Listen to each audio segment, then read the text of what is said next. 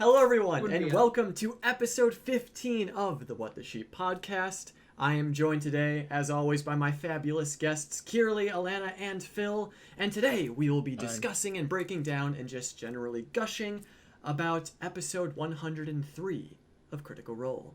So, without further ado, let's jump right into it with the aftermath of Vilia's reveal. Viridian was not Viridian. Viridian is Vilia.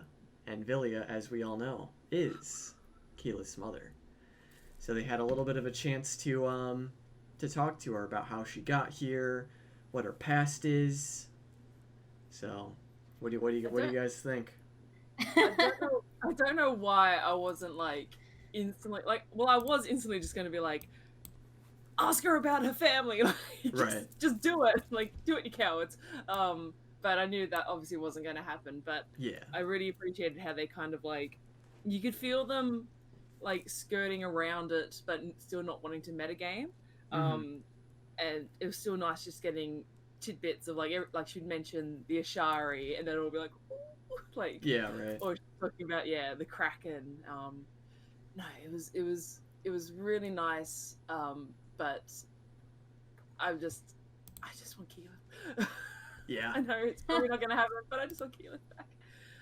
But no, it was really cool. They were really genuinely nice with her, which was good, and I think that's probably because they know it's Keyleth's mum. Because the Mighty Nine are often just dicks with people, regardless, or just insensitive, I guess, maybe a bit insensitive. So, I thought they were very, very nice with her and very kind of caring, which is cool because she's a cool lady. So yeah, thought it was nice. I think they were expecting her to take the lead, though. To kind of just be forthcoming with all her information. Yeah, to kind of say here I am, I'm here to lead you from here onwards. I remember everything. This way, come along, chaps. And Matt did a really good job of keeping them in check and making sure that they didn't metagame anything, because he outlaid to them in detail about the Ashari and the Aramente and the whole, even though the players know all about it intricately, intimately, he still went into detail to explain it to them, but only what they really needed to know. He didn't really explain about Zephyr and all of the different cities of the Ashari. It was just kind of yes, we have some affinity with elemental planes. And it's okay, that's nicely ambiguous, and we move on. And you saw the transition in all of the players, and they all kind of went from that giddy, oh, wow, we might find out who's on the Council of Taldori, to, oh, serious, okay, we'll play. We're doing this. Yeah. Which was nice. It was good to see. But it was also good to see that, Vilia didn't take the lead. She was like, well, what do we do? What do you think? And it was more of a collaborator than a follow me, I've got the flag. But yeah, it was nice because everything she was saying kind of made sense. Like she said, I'm from a tribe. This was sort of our deal. They didn't really need to pry anymore. They didn't need to be like, oh, what was this trial you were doing? It didn't really matter to them. It wasn't pertinent information. So Matt has always did an excellent job of kind of describing her situation without, as you say, in metagaming or giving away too much. Which is, damn it, tell us about Keyleth. It made me I don't know, it was kind of a reality check when she said my training was not complete. I'm not that powerful, and it was oh, Keyleth surpassed you. You are her mum, but you don't have all the powers that she had, and whatever the blessing of her kind of ascension ended up being, and so that was for me. I was oh, now I really want them to meet. Now I really need to see that, because it was incredible. What level were they when they took on the Kraken? That was level 16, 17 or so, wasn't it? Yeah, sounds had to have right. been something like that. So she couldn't be any higher than that, in terms of kind of giving her a rough level idea of. Well, she completed 3. There was just the one that she didn't manage to do. So she was almost. Yeah. But even then, once Keyleth finished her, she wasn't an archdruid straight away. She still needed to do a bunch more stuff. Yeah, so which is a shame because it would be cool to be like, oh, I'm an arch druid. Here's like my level 9 spells. Yeah. But I don't think we're gonna get that from Vilia. Let's just get no. everyone out of here. Let's go. Yeah. Quick, everyone into this tree. Let's go. I wish Crota was dead. Yeah. It's another few greater restorations, which is ideal. So Yeah. Yeah. Does Greater Restoration have like a cost to it? Yeah, but they've often been like a bit retconny with the costs. Like that's Okay. happened before. I think I can't remember when it was in the King's Cage, but like they did 'Cause- a lot of revivifies or like greater restorations, and after the fact, Matt's like, "All right, it cost you this much. You might not have had it in diamonds, but I'm just going to take it out of your gold." But I'm not sure because I feel like he said at that point he was going to maybe be a bit more strict with it. But Yeah, when yeah, they restore I think the family. it's like 100 gold diamond or diamond dust. So yeah. So, Yeah. I mean, I don't. I don't really mind it, but I know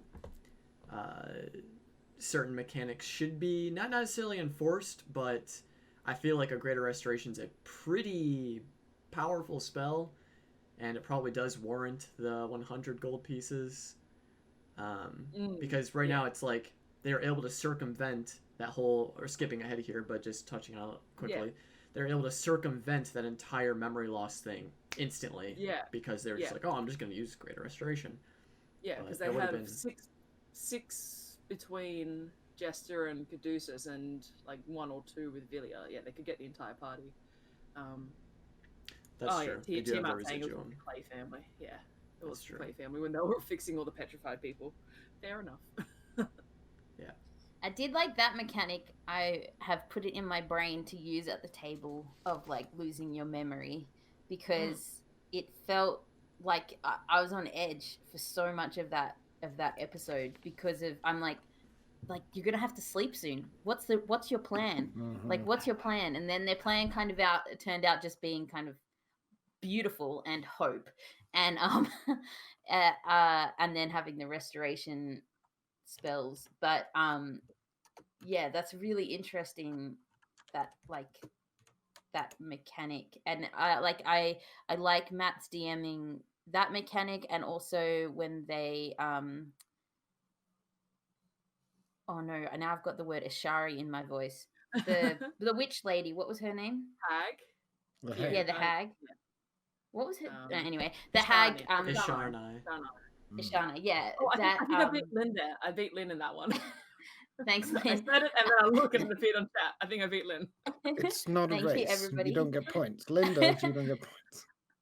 But like that mechanic of them have just the role play that happens when there is stakes, but it's not a fight. Like, there are stakes, there are things that have to happen, there are roles that have to happen, and it's like you're on edge, but it's like a role play on edge, not a fight on edge. So losing your memory or having to give something up, like, yeah, I really, really respect them, like those mechanics, and hope one day I have the guts to do something like that at a table. It can be a super tricky thing, which I think is why like Matt has been building up to it though for the past few sessions, because it can be kind of a tricky thing to suddenly spring in your play saying you have memory loss now, act it out. So I think that's kind of why he's been building up, saying gradually you may lose your memories, and so it wasn't until like the second or third day that they actually did it. Yeah. But it's when you do like safety tools and stuff, it's one of the things taking agency away is like something people can opt in or opt out of, and that's, yeah, you're right, it's really important. And yeah, Matt absolutely did like ease them into the idea that, hey, this is a thing that happens on this island, you need to be ready. Yeah. I like the way he chose it, though, because whenever I take something off my players, they either go into their inventory and go, right, what do they really like? This. It's not there anymore, sorry, bye. Or I get really rubbish at it and go, oh, you've lost one of your 10 water skins. And you're like, that was crap, but okay, they've lost something. I like the way Matt does it. Of like, choose something from your inventory, and that's more dramatic. They actually choose. It's like, well, do I choose something that I care about or something that I don't? Or do I want to incorporate into a story? I think that's specifically a part of the feature of the Morkoth. Like, it has to be the player's choice because it's something that they would just idly put down. It's not like, I think, it's not like Fjord, well, Fjord can't, as we learned. Fjord can't, like, kind of put his sword and just wander away from it. But it's more something that kind of just falls out of the pack and they don't care to notice. Which is why it's, like, kind of dodgy stuff. But that kind of, this is now, this is jumping all over the place, but Cad said he lost his hat. Didn't he give his hat to Clarabelle? That's what I thought. Yeah. Yeah. That's okay. That's just... Yeah. They've got a bit of gap timeline amnesia that happens. Like... Yeah. That's fair. That's fine. Someone brought up in chat, and I thought it was really good. It is jumping ahead. We're jumping around. It's okay. Yeah. But Tiamat said he may be addressing the Nine's tendency to want to run when things go bad. So destroying the ship, enforcing memory loss, there's a sense of urgency, and that's true. That's like something that's kind of common with the Mighty Nine is they're very quick to run in a fight. So like they wanted to run with the Bodak fight. They wanted to run from the dragon turtle. So he's kind of like throwing in these consequences of running. Like if you don't face the Morkoth soon, like you're going to lose your memories. So, which is fair enough because the Mighty Nine have been fucked up a lot, but yeah, why they might true. choose to run instead. That's true. But yeah, it's did a lot of running from our barn on on the them. point too. I kind of thought that too, Tiamat. But yeah. But I guess reeling us back into chronological order of the episode, we were ahead of the party in theorizing that the Traveler might have picked this destination because of the memory loss on the island. Yes. The party sort of had that discussion. I was like, oh my god, didn't Phil like literally say that last week? So yeah. even they have their suspicions now about the Traveler. When Jester did her commune and she's like, did you know? And he's like, I had some idea. She's like, motherfucker. Yeah. Like, he's such a good character, but he's such a dick. I know. Which is like that's his whole character, so it's fair enough. But man, I love watching Matt become a target because he's just he goes so into it. He's so like on board with just acting that kind of prickish character. Yeah, it's so much fun to watch. But it's a little reassuring where he was talking about how he was promising Jester, because you kind of do take promises of Faze seriously, but I don't know. I was like under my breath going, inside check. Yeah, when right. He was saying like, no, I know. I was just like, check him. Like he's lying somehow. I'm sure of it. Yeah. But, yeah. It was just heartbreaking seeing like Laura and Jester just like slowly like becoming overwhelmed with like emotion as the Traveler was explaining like his thought process and all that stuff. Yeah. Do you guys think that because I randomly have been watching with a lovely girl Sarah from Florida who just wrote somewhere in comments that she didn't have anyone to watch with, so we've been watching together, and both of us were like, red flag, nah, no more of this. no more Traveler, no, we're not Traveler people anymore, done.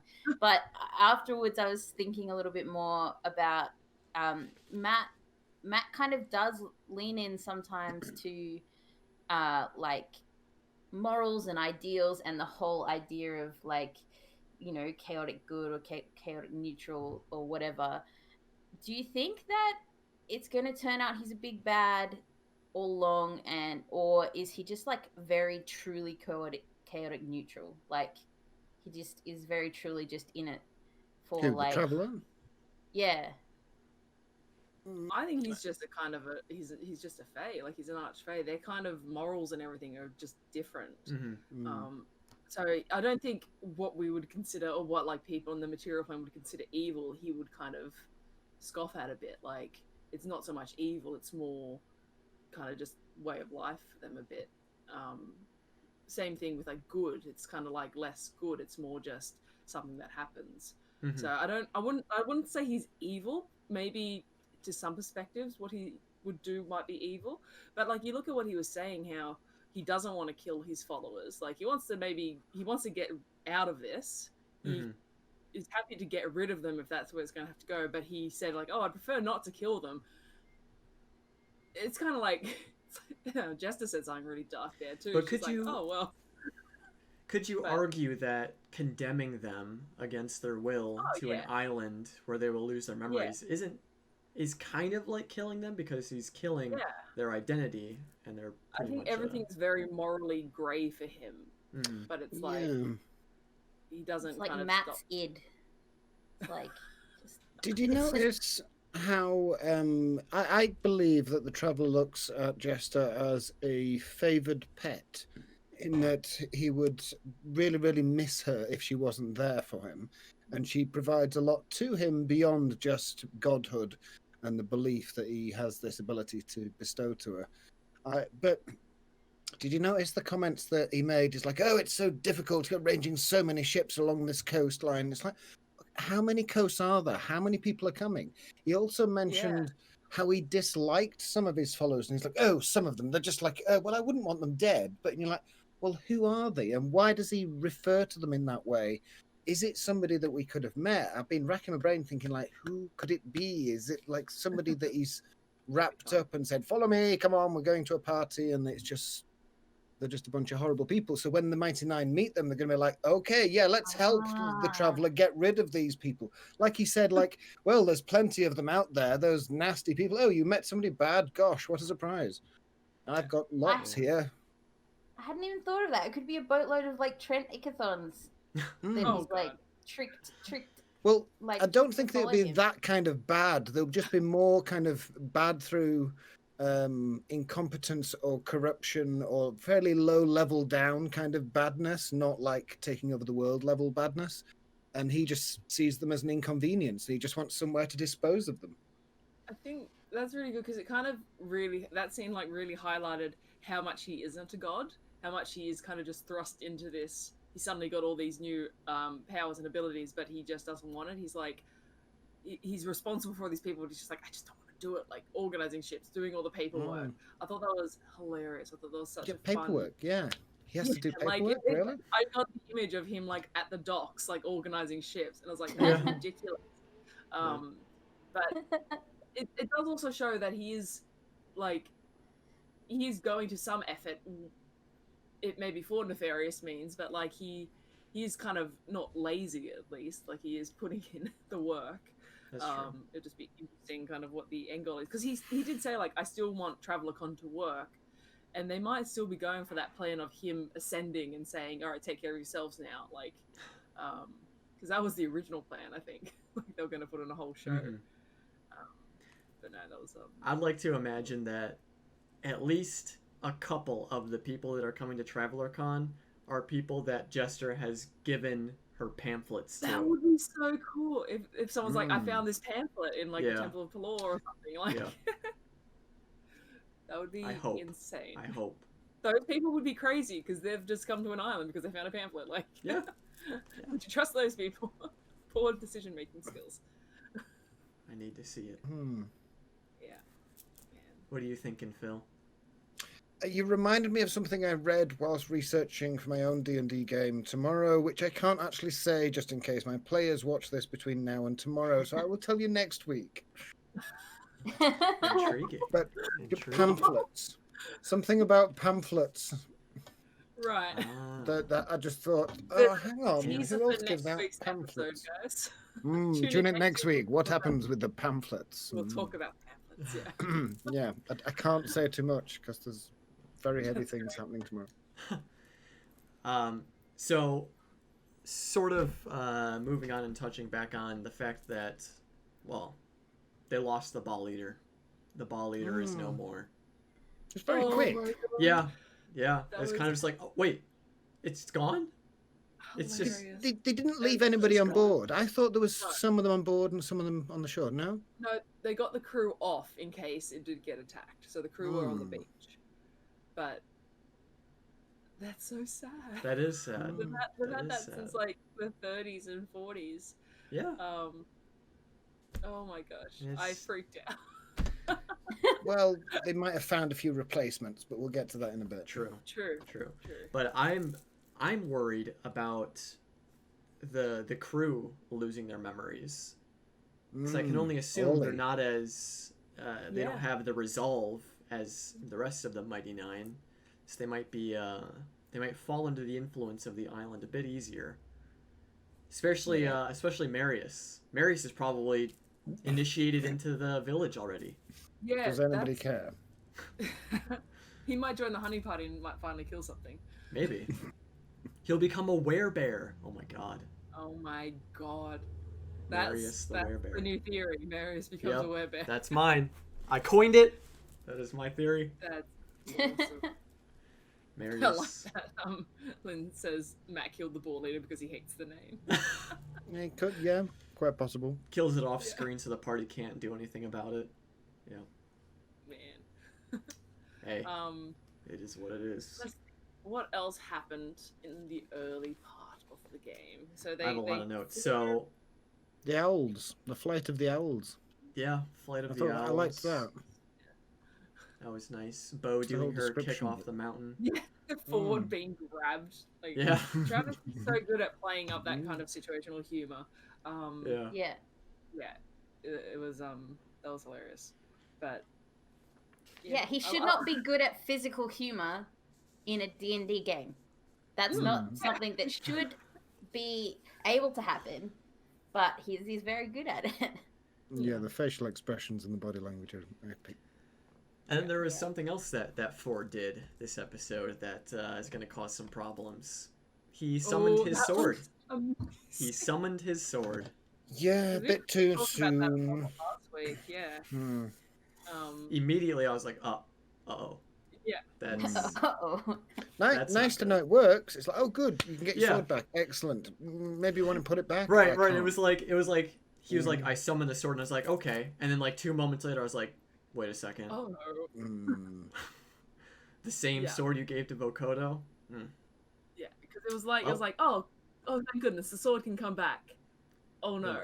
Yeah. Oh no, the sword can come back. Yeah. He summoned it for a flashlight. Hey, which is something they there's all ever a totally reason. do with spells. Yeah. That was one bit I forgot when the Traveler and Jester were talking, and I thought this was epic, is when he made the Captain Tusktooth face in the moon. Oh yeah. Did he actually do it? Was it actually there for the entire world to see, or was it just for Jester? Oh, interesting. It was probably just for Jester, but yeah. That's a nice touch. I love whenever they talk about the moons. Whenever he mentions that there's 2 of them, there's like, and then his Travis was like, what? They always forget that there's 2 moons. Yeah. Something I'm tracking. The Mighty Nine are a bunch of one-mooners. They don't buy into the 2-moon theory. I did like not like when they realized that the volcano was angry because of Fjord, and Not was like, you know what? No, I respect it. It was a good move. It was what did she say? She said it was Power move. Show of force. Yeah, that's a power move. Yeah, I thought that was pretty cute.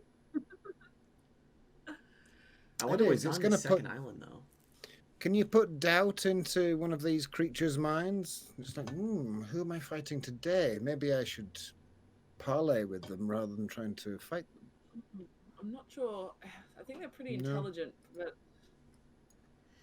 I think this guy just seems like a huge dick. Like, I can kind of see him being more angry than. It's his lair that terrifies me more. The tunnels and the red things, and it's just, it's all bad. And the fact that he can change the water. Oh yeah. Make it salt water, or I haven't read too much on the Morkoth, so maybe you'll be able to provide some insight. But so the Morkoth is always watching them, more or less. Does that mean he's always listening to them? Well, it's tricky because it says that you feel as though you're being watched. It doesn't necessarily say that he's always watching. Okay. I'll try and find it. Oh wait, yes. As an action, the Morkoth can locate any one creature or object on the island. So he can kind of locate. He can do essentially the locate kind of feature, I guess. But so he can't listen to them. He can just be like. I don't think keeping tabs on people. But, you know, Matt might have it differently. Yeah, that's true. But I get the sense that it just kind of knows where everyone is on its island. Okay. Because I was like, Maybe if not he's so this much. powerful being who can bring in different planes of existence and put them all together and stuff, wouldn't he be able to like just like smite people on the island at will or manipulate things? Yeah. But that's just due to my lack of knowledge of Morkoth's capabilities. So I was like, why, if he's hearing about all these heathens attempting to take him down, why wouldn't he just do something about it? And then I was like, oh, maybe he's arrogant, and because no one else has been able to, why would these punks be able to anyways? Yeah, I think maybe his actual, excuse me, I think his actual kind of physical effect on people is limited to his little sphere. Yeah. It's all the kind of the mind stuff that he can do on a larger scale, which maybe he would think like, oh, if these people are annoying me, but once I take their memories, they'll be fine. Mm-hmm. Like, yeah. I was expecting them to get attacked almost instantly after the Great Restoration. I thought there was going to be things flying in and from the forest and the jungle, tyrannosaurs, all sorts. Yeah. But no. So you might be right. Yeah, he's just relying on his island to take away their memories and them to forget why they were ever fighting him in the first place. Because he has that thing, once they get close enough, he can do, not jumping ahead, but he can do that hypnosis kind of thing to them. So I guess he figures if they do start to move into attack, he can kind of take some of them out that way. Is that what he's done to Cad? Okay. Yeah. Mm. Yep. Which we'll get to, because that's insane. Yeah. Yeah. Looking at my notes. Look at my... But I It guess wasn't we kind of already awful touched on what Jester's whole commune with the Traveler. Very sad. It's always sad just to see Laura Bailey cry. It's so heartbreaking. Sad, but also incredible. She is Yeah. incredible, and like, yeah, Liam being beside her, depending, I don't know how far they are apart, Yeah. but they could like turn and look at each other, was just, it Yeah. makes me happy when I see like, because I'm like a drama nerd, like a theater nerd, so like when I see Liam's performance itch get scratched, I'm like, and when it's with like Laura Bailey, his favorite actor of all time, I'm always like really happy for both of them. So it was sad, but I was also like, you get your deep dramatic moment right now. You can like play this however you want, and he really reveled in it, which I thought was cool.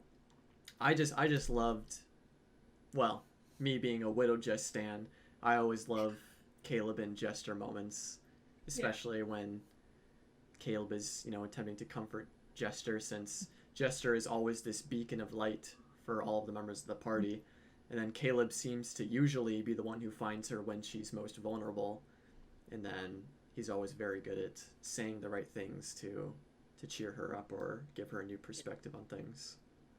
Yeah. No, it's super sweet. I'm not a massive shipper, but I do enjoy like the building of relationships. I say not massive because there's so many things that I like, but I just like seeing any of the relationships being built up. Mm-hmm. And yeah, I like anything kind of Caleb emotional. I'm just like, yeah, give it to me. Yeah. So, Yeah. There is an awful lot, and I don't know if this is solely down to Laura Bailey, but it does seem like this episode was littered with innuendos here, there, and everywhere. You couldn't get past 5 seconds without one of them giggling or smirking or saying something, and somebody else going, ooh, nudge, nudge, wink, wink, and say no more. I'm here Keeps for it. Light. I'm here for it. Yeah. Yeah, almost It's due for another hilarious, Laura but- innuendo video for sure. And there was one that was like not one at all, because there was one where Laura Talking just about Lane. looked at Sam, Oh, and because Sam looks the claw. insane at the Yeah. moment, The claw. like looks very silly. Sorry, she laughed, and then both Sam and Liam are trying to work out what was the innuendo in that, what happened, and she's like, Yeah. "No, I just saw your face." Yeah, they've travelled beyond the point of innuendo, and they've just got into giggle Look at fest. each other. I'm just laughing at you because you're funny. What was the whole Back to the Future thing? Is it Back to the Future Day? I don't know. It's a game. Oh, okay. It's only for the game. It's not a special event or something because he's obviously dyed his hair. Liam's Doc Brown. Wow, that was amazing. I love that. So like just the Rick and Morty sketch they did like a few months ago. I get that Rick and Morty is like a parody of Back to the Future, but at the same time, it was almost spot on the exact same voice. Yeah, uncanny. Yeah, he was like just doing a Morty voice. And then like Sam turned into Shaggy, like from Scooby Doo. Yeah. Man. Okay, Scoob. I love the ad so much. Oh boy. And then I guess there wasn't really much else they did that night. I mean, Veth and Bo did a little investigating into the water. That was funny though, because before Caleb did his thing, when like he was going around saying like, "Does anyone have any jade?" Oh yeah, like no, and it cuts to Bo. Oh, I have so much jade. Like, look at this jade. Yeah, that was fun, kind of, just improv, humor. That's like that's like the moments though where people are like, "Oh, it's scripted," like they would like. Cause so many people that are adamant. Like I went down the rabbit hole of like these crazy Tumblr posts, and I was just like, "Oh my god!" Like how that? Look, I won't get into it. I think though that that moment and the moment where Sam when Sam said that's an ad break, like that's where an ad break would be. Yeah. All it did was remind me that they're still working on the animation. It's coming. In lockdown, they're still working on it. Everyone's still working on it. And I think like those moments felt very much like watching a Saturday morning cartoon or something. Those funny like cut to this or that's an ad break because so like, he's in they're working on the producer animation. mode. Yeah, 100%. And he's thinking like, we can cut to an advert at that moment when we do this in the animation. Yeah, that's perfect. Cut to the advert. Yeah, and they've done that before, and it's definitely not just because it's because they like us have seen a lot of media and are all like voice directors. Like there's reasons, but right now I think one of the reasons is like they're working on the animation, so it makes sense that they're like you said, Phil, producing as they're going. Yeah, and we can all disassemble scenes and go, how did they frame that? How did they shoot that? How did they edit that? I look at Alana's edits all the time and go like, how did she do that? What how big is her computer? Never mind. I just want to point out, I commented in the chat and I commented to the wrong comment, so that's why I'm saying ignore me. Because someone said Program Delusion was amazing. Scottish Genius said it was. I thought he was talking about something else. I'm like, yeah, I guess. No, Program Delusion was amazing. It was okay. That made me cry. Yeah, that moment. So good. Liam, the king at making and emotional it's just moments. So well described. Like whenever he describes spells, it's just so clean and like descriptive, and you can picture it so clearly in your head. And it was incredible when like I was just like, oh, what the fuck's he doing? Like, is this some kind of protection spell or something? And then he just started to describe it. And I was like, I let out a high pitched squeal. I went, oh! Like it was gorgeous. Yeah. And if you watch through, the cast do squeals as well. Like when Yasha asks for that image of her and her wife to be like on the side. And I saw today, and I wish I remembered. Every time I see things on Twitter, I wish I remembered. But somebody has drawn Caleb also with the picture of Aelwulf. No, Lynn, help me. Astrid, with the two kids that he grew up with, like on the side of the dome, him like staring at it. Because I thought it was Yasha, but somebody just took that scene and made it Caleb and the kids. Anyway, the cast also squealed, like when she said, "Can you do this?" Travis especially was like, yeah.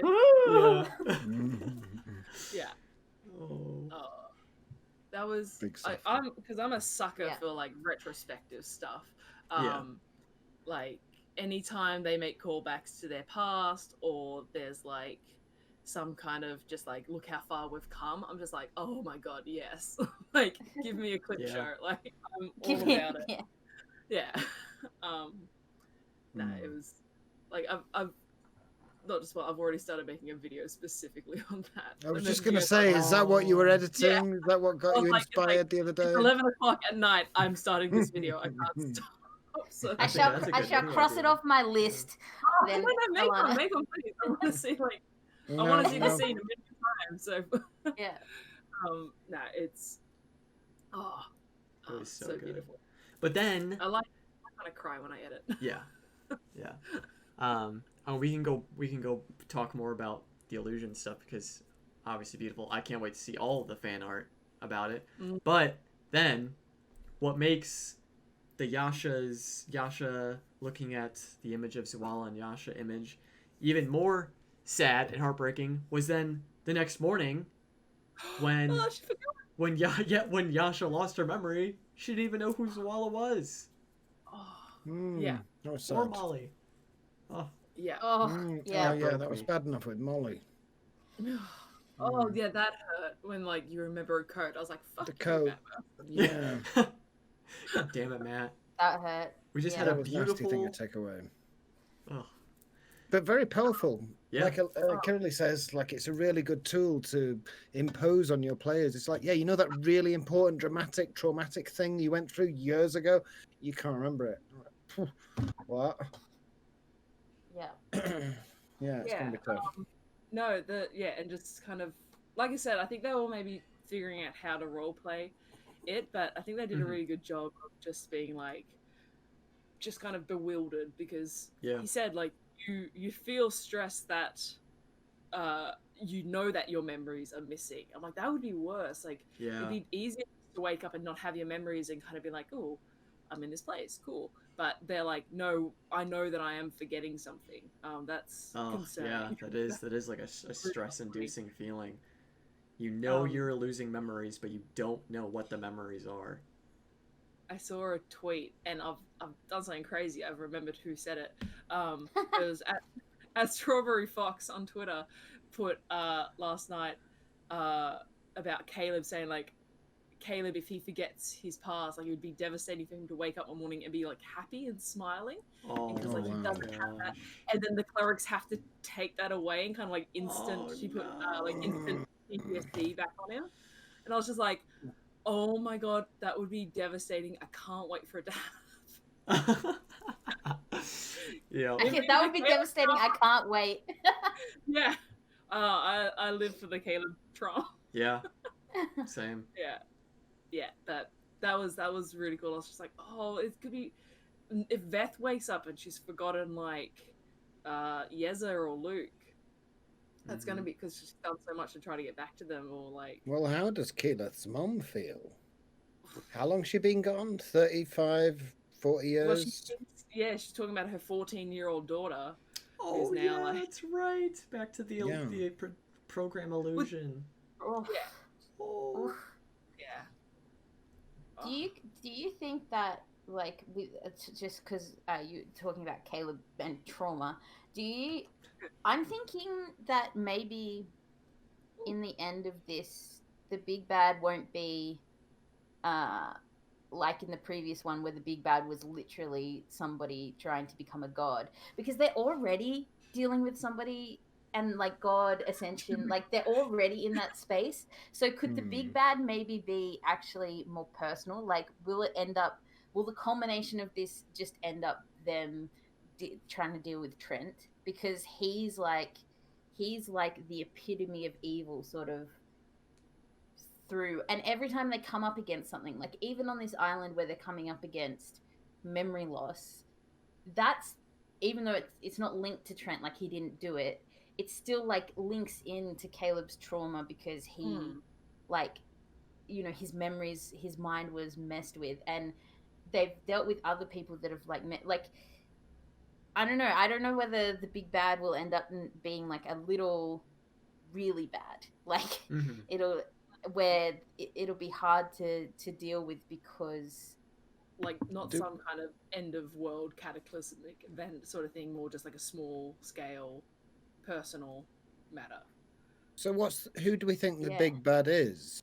Is it a person, a thing? Is it I still think the big bad is going to be Tharizdun, and like the seed has been planted of like the whole cult thing and stuff, and then maybe once they hit like level like 14, 15, he's going to bring it back up again, and then it's going to kick off the end game for the campaign. They can't fight Tharizdun. That's no, insane. right, but they can stop what about the cults Uk'otoa? from. That's right. I feel like there is still Uk'otoa. there still needs to be some kind of closure there. How the hell did they fight Uk'otoa though? Well, it's like these like avatars and gods and stuff. There's no like fighting them. There's just sealing them away. Lynn said the big bad may not be the entity, but a system, and I just want to say, Lynn, like, yes, like that is like in life. Yes, I agree. Yeah. I We're gonna wonder get if all that meta, are we, and like Yeah. cross like numerous boundaries. yeah. The thing with Trent being the big bad too, like if that's like hashtag kill Trent, I agree.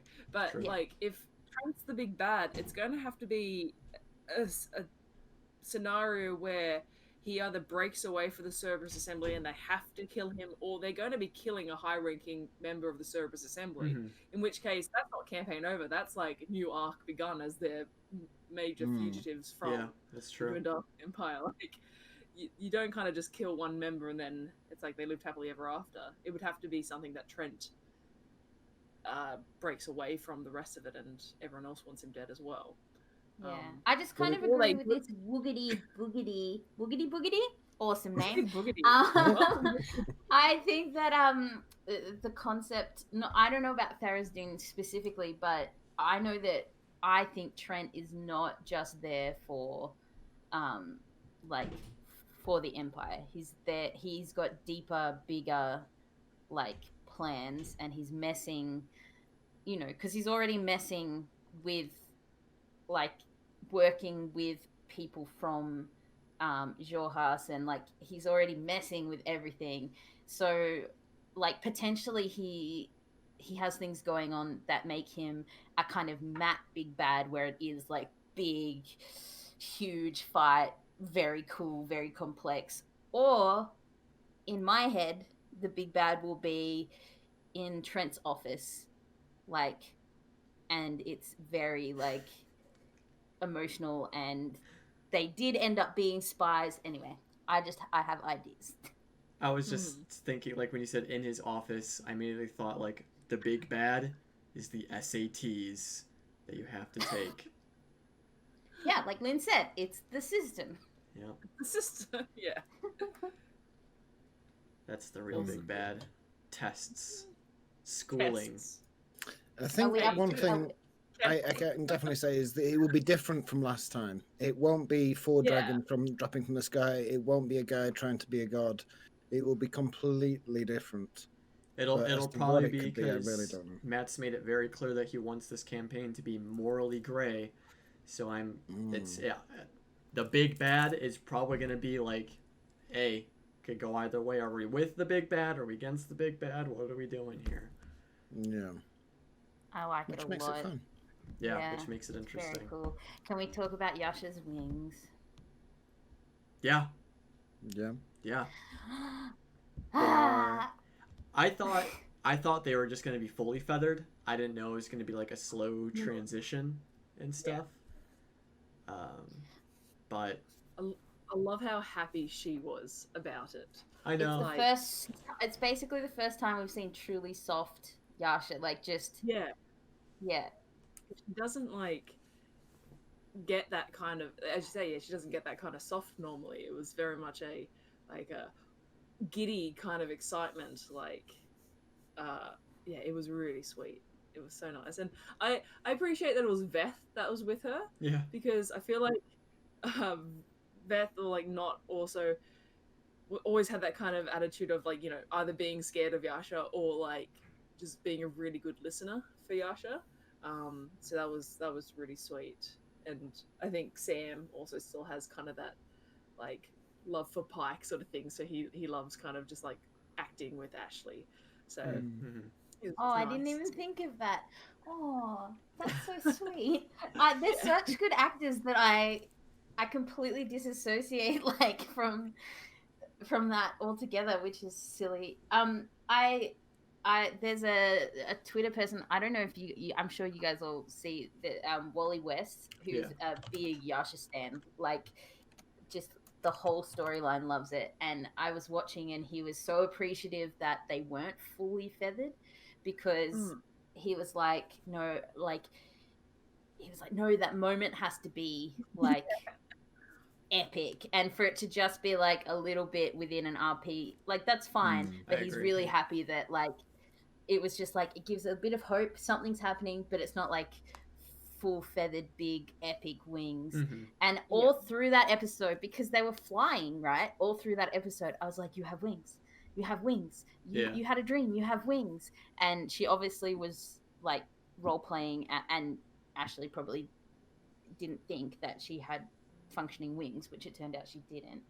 But even I got confused at one point, and I thought when Jester dropped Bo, she also still had Yasha, and so I was like, flap out your wings, flap out your wings. And so I was so amped, and when it didn't happen, I was like, okay.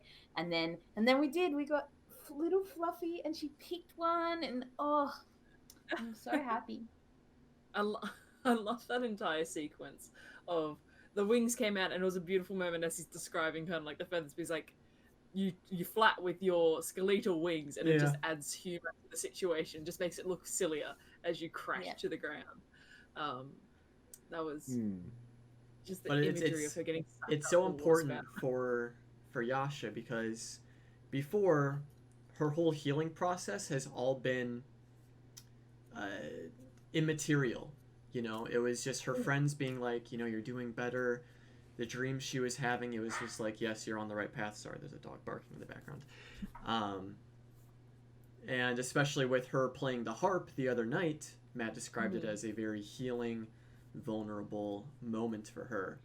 But again, that's all like internal. It's all like her thoughts, and she now finally has something concrete, physically, that shows her she is healing, she is on the right path, she is doing the right thing, which I think is more important to her, or for her, than all these, you know, all this hypothetical stuff.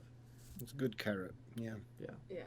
I look forward to the day when Yasha can just like laugh out loud, like with the group, because she doesn't do that. Like Ashley does that, but like just to say like Yasha just bellows laughter or something because she found that so funny, or she found that so enjoyable. Because I think that would show that she's like. That also just might be like kind of a low charisma aspect of her. Like she's a shy person, but part of the healing, I think, is also kind of being more relaxed and being more kind of just calm with the people that you're with. I think Yasha's still finding a place within the team, though, in that becoming that. I mean, through no fault of her own, obviously, was away filming Blind Spot, and now that she's at home, so to speak, as we've always said.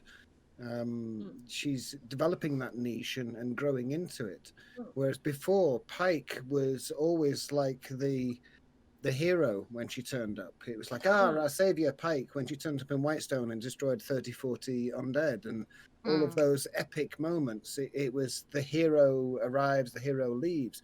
Whereas when Yasha arrives and leaves, it's usually fairly traumatic and people die along the way. So she's got a lot of. Well, I mean, that's the precedent we've had, is like, okay, Yasha was here, we're in the library and everybody's dead. Oh my God. And the trauma that she has to deal with afterwards. So she's still going through that transition of finding a place in a family rather than being... They left in the Happy Fun Ball without her for like a week or whatever it was too. You're right, Phil. It's not like epic... Pike, you're so right. It's the opposite of Pike. Every time she comes in, bad things were happening, and she's been with them now for a little while longer, and I can't wait. Like everybody's characters are deep, and they all like really play deep, nuanced, lots of background characters.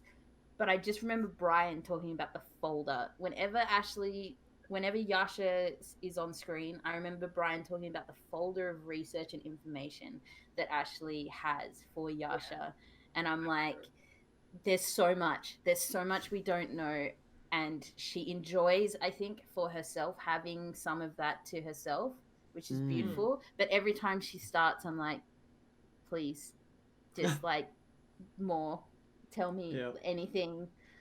Like, I still don't understand if her whole tribe are like Asima or not, or... I don't think so. But we don't know. But, like, we don't know, yeah. Because she doesn't know that she's an Asima. Like, I don't think she... Caleb said the word at some point, but I don't think she recognized it. And who are her parents? Angel. One of them has to be angelic, right? Yeah. Of some sort. Yeah. There's so much of this game still to come. It's so exciting. Oh man, so many thoughts. Which then makes it even more impactful that she then fell in with the Angel of Irons and Tharizdun and stuff, someone who is not angelic at all. So it's just, so interesting. There's so much to Yasha that we don't know. Yeah. And it's like, okay, it's like because you have, you know, the angelic wings, you know, you see the feathered, bright-colored white wings, and then there's the skeletal dark ones, the duality of color. Like her eyes. One of them is purple and one of them is green. There's so many double sides to Yasha. It's just... Her hair is light and goes to dark. Hair is light, goes to dark. So good. Tiamat brings up as well, isn't it something like she's avoiding her fate? Because wasn't it a thing where... This is me just trying to remember her backstory now. Her tribe killed Zuala, was that it? Like, she was executed, and Yasha survived, was her thing. Like, they were both executed, or tried to be executed, but we don't know what. Thank you, Lynn. We don't know what happened. Like, there, like, why were they ostracized from the tribe? Why were they condemned by their own tribe? And then, she ran away. But where is her tribe now? Are they still around? Did she kill them all? Wasn't it because she, like... Oh, am I making this up? Lynn's in chat. Help us, Lynn. Was it because she was meant to be with somebody else? Yeah. Like, she was... you're given a mate, and she didn't... So she and Zoella ran away together and got married, and they shouldn't have, and then that's... And the See, we forgot the little bits. They're too little. Yeah. We need more Yasha. The sky spear? I don't even remember that as a thing. I don't know what that is at all. It's like the leader of the tribe, I think. Cool. Wow. Okay. Galaxy brain. This is why we have chat. Chat can just tell us where we forget everything. Yeah. How do we get Lynn on the show? She seems to just talk. The Lynn show, the Lynn Critical Role show. You're like our phone a friend for Who Wants to Be a Millionaire. And then they went in. They went into the waterfall. Yeah, Fjord was able to figure out there was an illusory. I put on. Well, they tried to go in. Bo tried. Yeah. And then when I was writing my notes, I wrote I put Keyfish 2.0 because of Yasha flying up in the air. I thought, it's kind of like what happened before. And then we actually got essentially kind of like a Keyfish 2.0 with Bo falling down the cliff. But goddamn monks just kind of totally destroyed that challenge. Although I thought Slowfall you had to be in contact with the surface, but I don't know. I have to look it up. I wasn't trying to question it too much because it was just too fun. But yeah, it was very funny. Falling and then nothing on the wall, and kept going. Yeah. And then said like, you could have just feather fall down. She's like, no, I got this. Yeah. No. Tell you something you reminded me of, and going back a little bit to when Bo was exploring the waterfall the night before this happened. Travis and Sam seem to be the root causes of people basically when they're in that moment of roleplay, like Bo was. It's like, okay, I'm at the bottom of this pool. Shall I go deeper? Sam and Travis are always the ones that are like, yeah, go on, go deeper, go deeper, go deeper. And they always goad them. But then a few seconds later, they're going, oh, no, what's she doing? What's she doing? Why is she going in there on her own? What is she doing? And it's like, hang on a minute, you just told her to do that. And I've seen this happen many, many times. Sam and Travis need to be tied up when that happens. It reminded me of the Astral Dreadnought again, of like, them, like literally Sam says, or Travis says, let's just pop in and pop out. And says like, what could it hurt? Just pop in, pop out. Yeah, pop. And I was just like, just pop into the water plane. It'll be fine.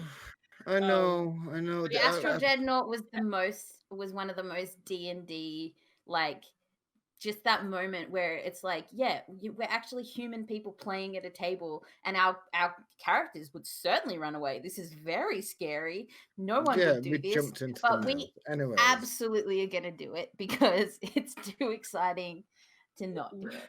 Lynn's just said it. I wrote in my note. Yeah, Fjord pushes buttons. Like, that's his thing. He wants to see what happens. He wants to, like, know what's on the other side of it, and I respect that. That's fun. They also in chat have pointed out that maybe, just going back to Yasha, that maybe Yasha killed the Sky Spear, the matron, and then that's why she's the orphan maker, because Jeff the Stray Dad said she killed the mother of their tribe.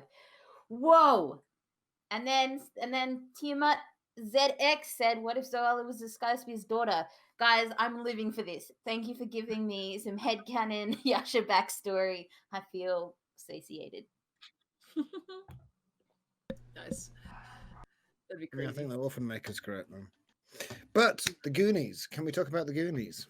Yeah, that was cool. I love the Goonies. I grew up watching the Goonies.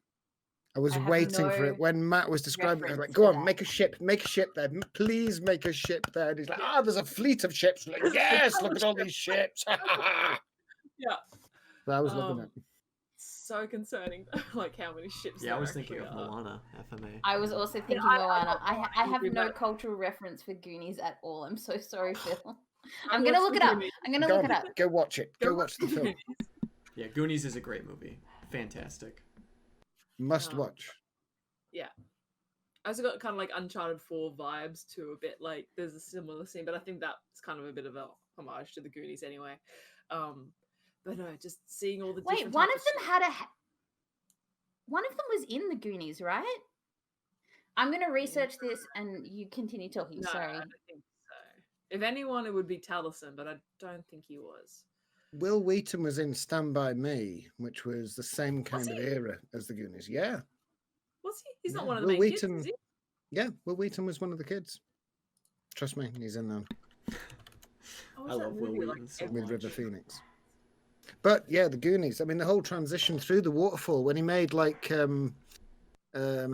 Caduceus check. When Caduceus is like, can I look at the rock? And he's like, you're going to go into the rushing water? And he's like, oh, no, I don't want to get that close. Before Yasha had got shot up through it. And you could see Matt thinking and going, what was your perception check? No, you just see the rock. You just see the rock.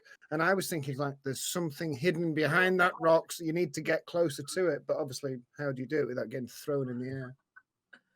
Yeah. Nice that was, yeah. It was fun once they finally got in. I love the little bit with like Fjord and Caleb Shark. That's always fun whenever Caleb transforms into it. He did raise a good point though. He's like, why am I not eating my friends? I have an intelligence of 1. That's Liam's PvP brain. True. Yeah. But Matt's right, like, yeah, you do have like the urge of your character still to you still kind of know who you are. Not eat your friends. Yeah, exactly. But should we talk about the ending? Yeah. What happened? Yeah. Oh, Caduceus. It just continues the cycle of Caduceus not having a good time. So what actually happened? Because he went to cast a spell and it was like make a wisdom save. So what did he do? So he did detect magic, and he kind of got like a. Sorry, there's a lot of noise going out. He did detect magic and he kind of got a bit of a ping, but the Morkoth has an ability called hypnosis, and well, at least that's what it seemed like it was. It might be like an expanded version. The idea is that you make a wisdom save. If you fail, you have this overwhelming urge to go to the Morkoth. Like it draws you into it, and so it lasts for like an hour, I think. And then after check. But again, I think it might be changed up because it was initially a 30-foot cone, but it might be something that like, oh wait, no, it can use a lair action of a point within 120 feet of itself. Oh, so they're pretty close. Yeah, charmed by the Morkoth for 1 minute. But again, I think it could be things like Matt has expanded it. But yeah, there's just the idea that they need to get to it. They need to like go to wherever the Morkoth is, and it just led to that tense kind of one-on-one battle, and then Fjord shouting, and Matt's like, "They can't hear you." I was like, "Oh." No. I thought they were gonna fall into the fire plumes and like take fire damage. And she's like, "No, not Cad, no." Like, but that okay. Wiggity brought up Battle of the Wild Brothers, which immediately made me think of like how much this means to both characters, because okay, think back to when Fjord was still a follower of the Uk'otoa and Caduceus had just come in. Symbolically, this is kind of how that interaction was. Fjord going towards this he was being compelled towards Uk'otoa, and Caduceus was like, no, like stay away from that. And now physically the roles are reversed, where Caduceus is being drawn to Vokodo, and Fjord is like, no, you gotta come back, buddy. So it's an interesting like parallel and switch. So that's an amazing parallel. On a more jokey side of it, I saw the Fjord Clay shippers go absolutely crazy. Oh yeah, of course. There was a lot there for them, and I appreciated it. But the master becomes the pupil. Someone also put on. Oh, sorry, you go, Phil. No, I was screaming at the screen. I wish I wasn't recording myself, but earlier on when they were talking about things that they could contribute to it, and they were looking through the inventory, I think it was Fjord. He says, "I've got 50 feet of hempen rope." Why didn't he use his 50 feet of hempen ropes? Like tie it to Caduceus and then swim to the surface and guys, come here, reel him in. Because I mean, he could obviously swim faster than, but I was thinking like, come on, nobody ever uses their 50 feet of hempen rope. Use it for something. I'd like to say Talisman Jaffe was in The Explorers, not in Goonies. Oh, was he? Oh, wow. I'm going to have to go back and watch that. I found it because of that incredible new website that you can look through all the transcripts. Yeah. He says, I'm in that. And then Sam has they freak out. Sam has a moment because he's like, that's like my favorite movie. And then he says, I can't pay. Can I have your autograph? No. Where does he say what he was? Yeah, there's 3 kids in it. I'm gonna have to go back and watch the movie. That's amazing. Anyway, sorry, I found it. It was like a little group of little kids. Anyway, but I, oh dear, the sorry, shippers. Tangent. No, you're right. Hadn't forward. Yeah, I saw a comment which was like, I was on Reddit. Don't have this person's name. Not super prepared. But they said like, Caduceus, you got to remember he can be such a little bitch. Like younger child energy of that, casting blindness, it gets counterspelled. I'm like, blindness again. Sort of thing. And I hope it was in character, but it probably wasn't. But just when Talisman was like, "Oh, fuck off," like he swore. Yeah. That is just amazing imagery of Caduceus being like, "No, I need to go. Fuck off." Like, yeah. Then Fjord just being like, "What?"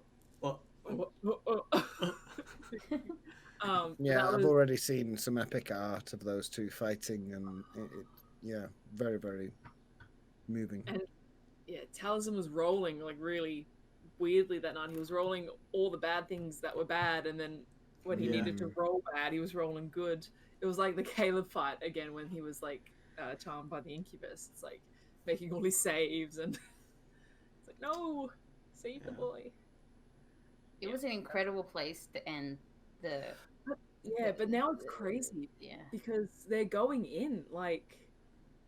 Unless they grab Caduceus and swim back out, they might find themselves back in the lair at the start of the next session and ready for a fight. And they are, they don't have all their spells. They're not fully prepared. Like Laura was saying, I was going to suggest we have a hero's feast, and it's just terrifying. They haven't used that many spells. Caleb's only used 1 or 2. He's fairly well stacked. But I feel like maybe some of the greater restorations have been used, and like 5th level spells are like bangers. So they're gonna be nice. Yeah. How many hit points has this thing got? What's its armor class? Not to get all meta about it. I'm just curious. Right, but like again, how hard would it be? The base version's a challenge rating 11, which is okay for a party this size and this level, but again, it's been buffed, definitely. Pretty much a lot of the stuff they fought lately has been buffed. It's always buffed, it's madness, but okay. Yeah, so I think definitely buffed, and I wouldn't be surprised if there's like extra kind of attacks or extra features that we don't know about yet. Like, I mean, even just the fire aspect. Yeah, he's like a fire. Lair actions, legendary actions. Yeah, that was amazing at the end of the programmed image, or whatever it's called. When Vilia's like, "Well, sleep well. We've vengered a fire god," and she just leaves. That was so good. And I was like, we might have. Let's not place any blame on anyone here. Like, I'm excited for that reunion of Fjord and Morkoth. Yeah. I need that sword back. Yeah. Man, Fjord just has bad luck with sea creatures. Is all it is. Amazing. Turtles. Morkoths, Ukatoa. He lost his ship. Lost his ship. Not a captain He's anymore, lost like, 2 ships now at this point. The ball leader and then the one he was with Vandrin. They've got a fleet of ships. And all that. Yeah, I wonder if Sabian's on this island. I had a massive freak out. What if Vandrin's on that smaller little island? But then they said no, that island's still a part of it. But I had this image of Vandrin being like a renegade villager on the other island. This is the crazy theory brain going off. I was like, yeah, what do you think's on the other island? Vandrin. It's just like Lost, isn't it? There's a hatch on the other island and there's a bunker and oh god, we'll be here all year. True. Yeah. But now, I guess on that note, we can get into the tinfoil hat theory bold predictions segment of What the Sheet. I have already said mine. Marius is going to become a werebear. That is my new theory. Marius is already inducted into the village of Vo, the VO community. It's gonna be great. That was funny. That was cute. Nicely done. Oh man, I don't know if I've got any major crazy theories this time around. I want to, but I'm just gonna stick with the old Vandrins on the island. I think they'll catch up to Caduceus pretty quickly, and I think they might try to run away again. I could see them being like, "All right, back out the tunnels," but I'm keen. I'm ready for a fight. Like, yeah. I think they'll go in, I think they'll kick its ass, and then they'll come out, and the Traveler will be there with all of his people, some of which they'll know, and there'll be some kind of, oh my god, it's them, they're part of the Traveler, what? You didn't tell me? And he just disappear and leave them all there on the beach, and it'll be up to Jester to sort it out. And that's going to be an interesting beach party. It kind of, we got a little bit of a tidbit towards one of our other theories, is that the Traveler's going to take Jester to the Feywild, but he said, like, I don't, and I saw someone in the comment in the chat mentioning it, saying he didn't want to go back to the Feywild. You can go, which kind of hurts our theory a bit, but I wonder if that's because we looked it up, and I mentioned to you guys before, it was the idea that he was trapped in the Feywild for so long. Maybe he's just like, no, I don't want to go back there. So that's he can't have as much fun there. He can do much more mischievous things here. He's probably more bound to certain rules in the Feywild. But I'd love to see the Mighty Nine in the Feywild. That would be terrifying. Yeah, I think Lynn's right. I don't think Jester does trust him anymore. There's that element that's been passed when she realised it's like, you knew that this thing was here. Yeah. When she was like, it's really bad, it's really bad. And he's like, what's wrong? It's like, it's fucking bad. Why did you send us here? And he's like, oh, I should have been more forthcoming. It's like, yeah, you should have. You knew you should have. Red flags, guys. Red flags. Serious red flags. Ding, ding, ding. I have to say, like, with tin hat theories, I am that person who you sit down to a movie you're 5 minutes in, and I say, that's this, done. And so I do, there are rules amongst my friends wherein there are movies where I'm allowed to talk and movies where I'm not allowed to talk. And like my brain just does guess the ending, not of like actual, you know, oh, who knew that was coming kind of reveals, but just like, I'm like, well, he's obviously the baddie. Everything in this cinema is showing me that that's the baddie. I have not a flipping clue where Matt is taking this. Not a clue. Why are we on this island for so long? I thought this was just going to be a doom, and then we're like back to got to work out what's happening with Essek. Where did they go after this? Like, I do not know what is happening. Essek is great, but also very confusing. But it's been a week. It's been less than a week since they've seen Essek. It's been months for us, but they saw Essek at the negotiations. So when they brought up Essek this episode, and they're like, "Oh, let's just go to Essek," I was like, "Oh, it's been ages. Like, I wonder what he's up to. Is he okay?" And it's like, no, it's only been a few days since they've actually seen him. But yeah, there's still more to happen there. Oh boy, no. Travelers. Yeah, my guesses are, my guesses are that Trent's gonna end up being the big bad. That's like my long term. I really think it's coming down to Trent, or like one step up from Trent, but it's focused around there. And then like short term, I don't know. I have absolutely no idea what's happening with anything or anybody, and it's confusing, but also really, really cool. Oh no, short term, my tin hat theory will all get satiated. We will get to talk to Keyleth because Matt loves his wife, and that would be incredible for her. So we all get satiated. We get a Keyleth moment for sure. I'm hoping we get Allura back shortly, but I don't know. Maybe Vilia can just do transport via plans, and she'll just be like, "All right, well, I'm going now." Like she doesn't need to bring up any other aspect of Tal'Dorei. She'll probably be like, "All right, well, I'm going home." The money was just like, "All right, good luck, goodbye," sort of thing. Yeah. But then I could like continue the crazy theory. I could see Jester a few months down the line be like, I'm gonna see how she's doing. I'm gonna send a message to Vilia and be like, hey, you know, how's it going? She's like, good, my daughter's here. Please, Matt. I think Matt will keep them on this continent. I don't think he'll take them back to Tal'Dorei. If he does, it'll be a shopping trip and it'll just be a whistle-stop tour, but which is I don't think he'll go back. I love that in the first campaign when they'd go to like Assyria, or they'd go to Marquette. And yeah, just it'd be a shame if they didn't kind of explore more, because they've got, as we said, probably heading north at some point, definitely. Yeah, I to reckon. Isocross. They've got the job offer from What's-Her-Face, and then have you seen that? Sorry to interrupt. Have you seen that link that I sent of the guy that did the map? The travels? Yeah. That's really cool. There's also another section of Wildmount that's like east of Jorhas, which is super cool. Which I'm not going to go into details. Hang on, east of Jorhas.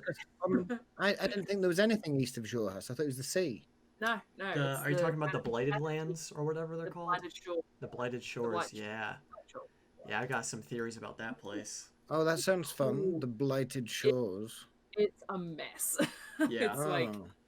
It's like what you picture Jorhas in the early campaign of like this desolate wasteland, and then you get to Jorhas and you're like, yeah, it's kind of dark. The Blight Shore is like proper dark and fucked up. So it's like that wasteland where the gods had a war and there's those weird creature things. But like there's a massive you're gonna make me look it up now. I can't remember. There's a thing there. It's a people that have read the book, can you help me? There's like a thing in the Blight Shore. What's it called? A thing. I didn't read into it too deeply. There's like is it a big volcano or but I do think Jamedi Costco is from the Blighted Shores. Yeah, because he's a hollow body or whatever. Yes, because he's slightly undead, isn't he? Yeah. Yeah. Lynn says yes. So Yes. yes. Yes. Yeah. It's kind of a point. If Lynn agrees, it has to be like Exactly. Lynn's the Lore lore master. keeper. That the video editor, the YouTuber who made the map, also made an incredible one of Keyleth, Keyleth's mum talking about the Aramente, and it was just edited really well. So everyone should go follow that person because it was very cool. Any other wild, mind-boggling, earth-shattering theories that would just... You guys dropped all your crazy ones last week when I watched it about Vox Machina coming back, and them, are they gonna fight? Are one gonna fight one and then lose? And it was incredible. I don't think you could go higher, crazier than that.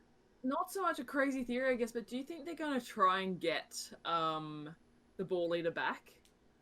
Do you think that's something they're gonna go for, or are they gonna just be like, nope, Dragon Turtle got its way, let's ignore it? They'll probably go and look at it. Battle. If they've got time, they'll probably go and do it. Well, that's the thing I was going to say is the Dragon Turtle, the access to the water plane and the Kraken, I think they might be assets working with the Mordok, or there might be other things working with the Mordok that we're just not aware of. This island's massive, and it's got lots of areas to it. And the Mordok himself is, as we say, up-armored, upskilled, and has abilities that Mordoks might not normally have. The whole lava thing, it's like, where does that come from? The elemental nature? Is it Thordak in disguise? I think there's definitely something beneath the surface of this island that we haven't discovered yet, and it scares me because people keep commenting it on YouTube channels, and I'm like, yeah, please stop talking about you, just giving Matt ideas now. Yeah, well, that was like my one theory from last week, that he has maybe something similar to Thordak, like a soul anchor gem in his chest. But who put it there? And is there anybody? Is he the boss, or is there somebody else that he's answering There's to? a bigger Morkoth. There's always a bigger fish. But there's one person, one entity that we're forgetting about that I think could be on this island. I think we have finally found where Larkin there you go. went. Yeah, there you go. I thought that's where you were going, but I was actually legitimately thinking of something. But yes, absolutely. Where is Larkin? Here. I think he's here. And on that note, we're going to go ahead and wrap up. Thank you all so much for joining us today in chat on YouTube, wherever you may be watching it. Thank you all so much for joining us again. Huge thanks to all of these amazing critters that come on to the show, and we can just gush and talk about Critical Role. It's always such a fun time. But please let us know all of your thoughts, feelings, and emotions about this episode, and always be sure to share with us your insane theories, because, I mean, if you watch the show, we have always been right about our theories. We have never been wrong a single time. 100%. So 100% success rate. Yeah. Yeah, with all that being said, yeah, exactly. We do not have Hit Dice Heroes tomorrow. No, not tomorrow. No, we're reverting back to a fortnightly schedule, just slightly off track, but we're back to every 2 weeks. So it'll be next weekend after next week's episode of What the Sheet. So we can remind you all then to tune in. But if you haven't seen it before, now's the perfect time to catch up on the previous 6 episodes. You can check us out at Hit Dice Heroes on Twitter, Instagram, and YouTube. They're about 2 to 3 hour long episodes, and they're lots of fun. So actually, even if you want to just jump in from last week's episode, it was sort of like a insular little escapade all in itself. So that's true. You don't really need much. That's true. Yeah, that's a good place to start, I think, because I've rewatched it, and it does have a little story arc. Just that's a good point. That's a good point. Yeah, last episode is a good starting point. Go absolute full into character. Please do. Complete chaos. But alright, that's going to do it for us here. I hope everyone has an absolutely fantastic rest of their day, and we'll see you all next week. Bye, everyone. Bye. Cheers. Bye.